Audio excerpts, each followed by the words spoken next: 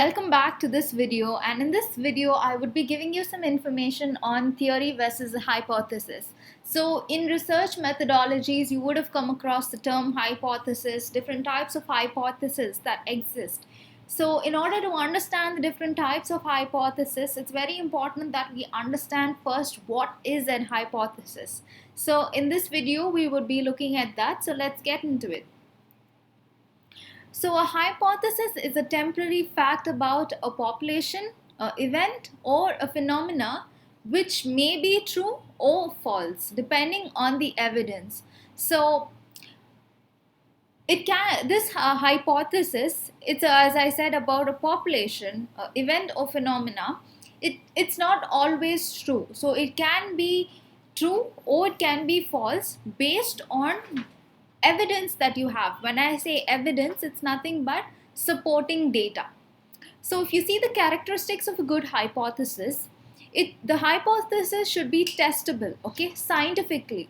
So whenever you need to prove a hypothesis or you need to falsify a hypothesis, it needs to go through a particular process, experimentation, procedures, and it should be scientifically testable. So only then you can say that it is a good hypothesis. So the next one is a hypothesis should be able to be proved false with evidence or false data. So I said you have a hypothesis which is a temporary fact, and that temporary fact need not always be true.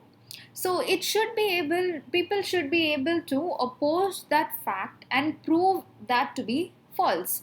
So whenever the hypothesis is open to this particular situation, then it's a good hypothesis. So if you look at the general syntax of a hypothesis, it is like a if-then statement, okay?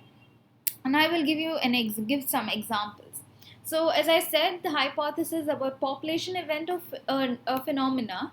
So if you take these examples over here, if people exercise every day, then they will not have health issues. So it's a if-then statement, and this is a hypothesis.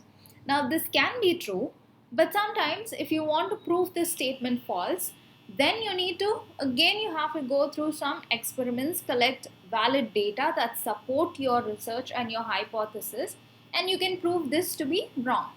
The next one is, this is about like a phenomena. If it rains, then trees grow faster. The third one is, if there are campaigns, then sales increase by 5%. So this is about an event. So these are your different examples of hypothesis, and this is what hypothesis means in research. So now when you compare this hypothesis with a theory, so a theory, it's being formulated after many tests and experiments.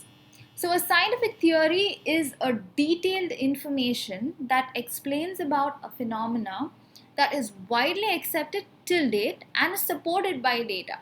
So if you see this theory, it started off like an hypothesis, and that hypothesis, people took up that, so scientists or whoever researchers, they took up that hypothesis, and in order to prove their hypothesis was right, they did a lot of experiments and tests, okay, and that hypothesis is supported and said to be valid till date because of the evidence that they have to prove it right, okay. So this is about a theory. So theories are already formulated and confirmed hypotheses that prove to be true till date, okay.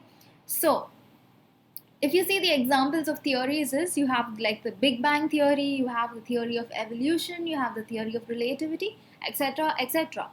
So all these theories, they are all already formulated based on certain tests and experiments which prove to be true till date. So now this, if you want, a theory, as I said, is a hypothesis that was proved till date and has not been challenged or attempted to be proved false.